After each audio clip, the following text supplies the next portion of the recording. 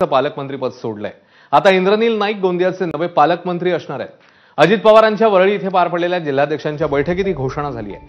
काहीच दिवसांपूर्वी नागपूर इथल्या पक्षाच्या शिबिरात प्रफुल्ल पटेल यांनी पालकमंत्री जिल्ह्यात येत नाहीत, केवळ 15 ऑगस्ट आणि 26 जानेवारीला येतात अशी टीका केलेली। त्यानंतर आता फेरबदलांची राजकीय वर्तुळात चर्चा सुरू झाली।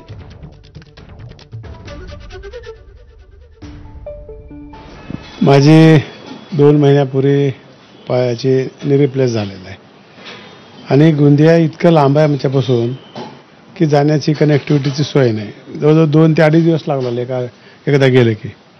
आणि डॉक्टरचा सल्ला असा होता की थोडंसं ट्रॅव्हलिंग कमी करा। माझा परदेशाचा दौरा होता, तो देखील मी कॅन्सल केला। बाकी काही कारण नाही, एवढंच कारण आहे। तर उपमुख्यमंत्री अजित पवारांनी यावर काय म्हटलंय, काय प्रतिक्रिया दिली आहे तेही बघूया।